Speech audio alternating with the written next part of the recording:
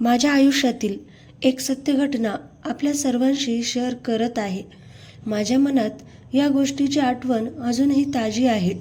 ही गोष्ट आहे माझ्या एका दूरच्या मावशीच्या मुलीची. आजही मला तिची आठवण येते. तिचं नाव आहे भावना. ती किती सुंदर होती आणि तिचं नाव पण किती सुंदर होतं. ती त्यावेळेस 20 वर्षांची होती. 20 वर्ष किती सुंदर आणि निरागस वय असतं ते. ती एकदम गुदगुदीत माल म्हणजेच थोड्या भरलेल्या अंगाची होती. तिची ती मोहक आणि आकर्षक मूर्ती अजूनही माझ्या डोळ्यासमोर आहे. तिच्याकडे पाहिल्यावर असे वाटायचे की ही 3-4 महिन्याच्या बाळाची आई असावी. तिच्यात एक नैसर्गिक आणि खास आकर्षण होतं, म्हणजेच ती खूप सुंदर होती. तिच्या त्या खट्याळ अदांनी मला नेहमीच मोहित केलं होतं. माझी मावशी माझ्याच शहरात राहायची, त्यामुळे मला तिला भेटायला जाणं सोपं होतं. बाकीचे नातेवाईक मात्र दूरच्या गावाला होते, त्यामुळे मावशीच्या घरी माझं नेहमी येणं जाणं असायचं. माझं तिच्या घरी जाणं मला खूप आनंददायी वाटायचं. माझ्या आईचं घरीच ब्युटी पार्लर होतं, त्यामुळे घरात नेहमीच उत्साहाचं वातावरण असायचं. त्यामुळे आमच्या घरी नेहमीच बायका पोरींची गर्दी असे. त्या गर्दीत मला अनेक ओळखीचे आणि अनोळखी चेहरे बघायला मिळायचे. मी त्यांना ताडत असे. माझं तर लक्ष नकळतपणे सगळ्यांच्या हालचालींवर आणि दिसण्यावर असायचं. भावनाला ब्युटी पार्लर शिकायचं होतं, म्हणून माझ्या आईने तिला महिन्याभरासाठी आमच्या घरीच राहण्याविषयी सांगितलं. आईच्या त्या बोलण्याने मला खूप आनंद झाला होता. माझ्या आईला वाटायचे की हिने काहीतरी शिलाई ब्युटी पार्लर शिकून स्वतःचा व्यवसाय सुरू करावा. आई नेहमीच सगळ्यांना स्वतःच्या पायावर उभं राहण्यासाठी प्रोत्साहित करायची. म्हणून माझ्या आईने मावशीला फोन केला आणि भावनाला महिन्याभरासाठी आमच्याच घरी राहू देण्याविषयी सांगितले. तो फोन कॉल माझ्यासाठी एका मोठ्या संधीसारखा होता. तिच्या आईने यासाठी आनंदाने होकार दिला. मावशीचा होकार ऐकून तर माझा आनंद गगनात मावेनासा झाला होता. भावनाविषयी मला एक गोष्ट माहिती झाली होती की हिचे बऱ्याच मुलांशी चक्कर सुरू होते आणि सध्या तिचा एक बॉयफ्रेंडही होता. हे ऐकून माझ्या मनात एक वेगळीच खळबळ माजली होती. त्यामुळे आता मीही तिला करण्याच्या फिराकमध्ये होतो. माझ्या मनात आता तिला आकर्षित करण्याची आणि जवळीक साधण्याची तीव्र इच्छा निर्माण झाली होती. पण मला त्याविषयी एकदमच खात्री वाटत नव्हती. तरीही माझ्या मनात एक प्रकारची भीती आणि अनिश्चितता होती. मला माहिती होतं की मुलींसोबत जास्त रिस्क घेणं ठीक नाही. भूतकाळातले काही अनुभव मला सावध करत होते. भलेही काही मुली स्वतःहून घेतात, काही मुलींच्या बाबतीत गोष्टी सहज घडतात हे मी ऐकलं होतं.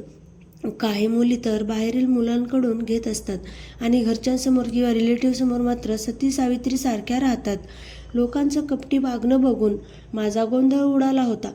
मला अपेक्षा होती की भावना एवढ्या साऱ्या मुलांसोबत मजे करून आहे तर माझ्यासमोर जास्त नखरे करणार नाही. माझ्या मनात एक आशा निर्माण झाली होती की मला सहज प्रतिसाद देईल, पण मला यावर अजूनही पूर्णपणे खात्री नव्हतीच. तरीही माझ्या मनात शंकेची पाल चुकचुकत होती.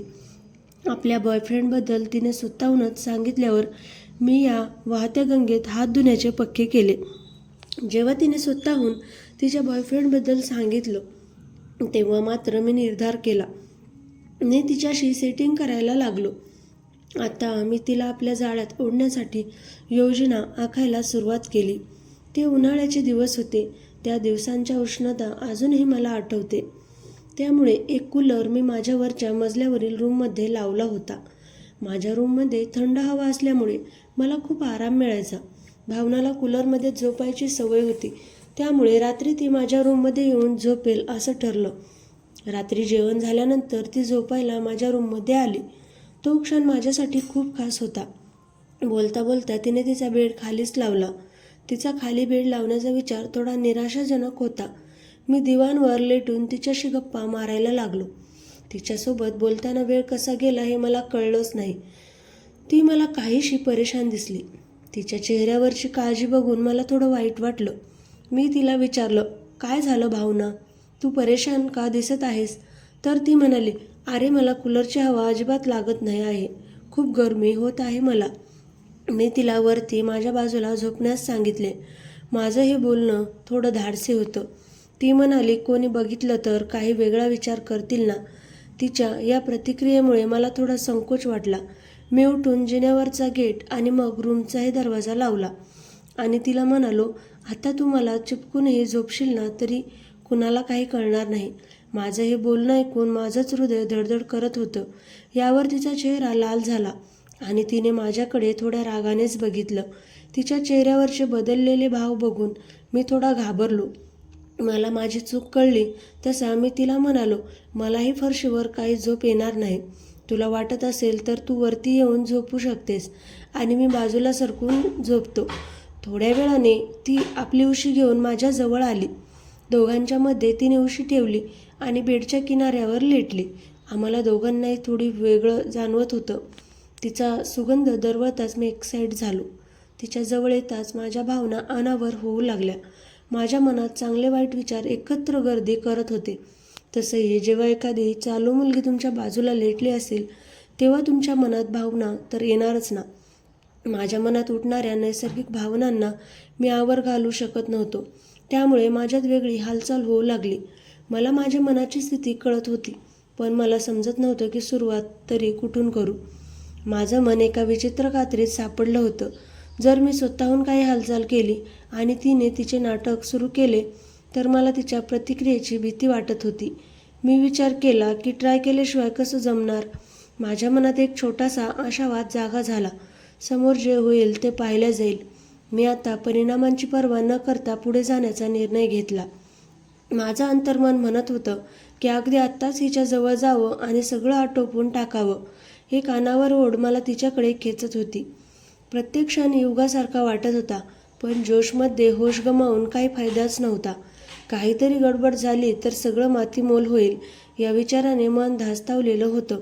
म्हणून मी तिच्या झोपण्याची वाट बघायला लागलो.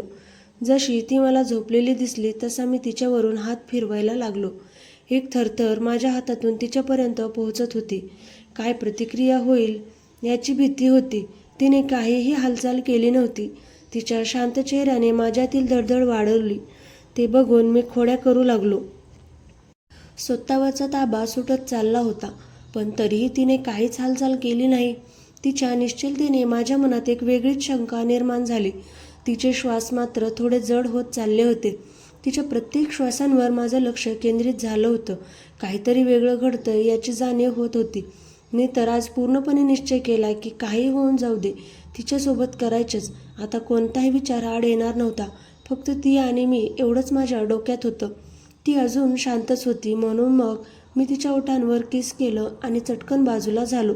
माझ्या हृदयाचे ठोके वाढले होते. पकडले जाण्याची भीती आणि एक अनामिक आनंद माझ्या चेहऱ्यावर होता, पण तिने काहीही हालचाल केली नाही. म्हणून मग मी परत तिच्या ओठांची किस करायला लागलो. तिच्या प्रतिक्रियेची आतुरता होती. नकार असला तरी माघार घ्यायची नव्हती. तसं तिने एकदम डोळे उघडले आणि मी दचकून तिच्या अंगावरून उठलो. एका क्षणात सगळा माज उतरला. पकडलं गेल्याची लाज आणि भीती माझ्या चेहऱ्यावर स्पष्ट दिसत होती. ती मला म्हणाली, मला माहीत होतं तू नक्कीच माझ्यासोबत असे काय करशील, म्हणूनच मी कूलरचा बहाणा केला होता. तिच्या बोलण्याने मला आश्चर्याचा धक्का बसला. माझ्या वागण्याचा तिला अंदाज होता हे जाणवून एक विचित्र भावना आली. मलाही तुझ्याबद्दल तसलं आकर्षण होतंच. तिच्या या शब्दांनी माझ्या मनात आनंदाची एक जोरदार लाट आली. सगळी भीती आणि लाज एका क्षणात नाहीशी झाली. मग मी तिच्या बोलण्यावर विश्वासच ठेवला नाही. माझ्या डोक्यात विचारांचे काहूर उठले. मी फुकटच एवढा वेळ मगापासून घेत होतो आणि या भीतीमध्येच मी कितीतरी वेळ वाया घालवला होता.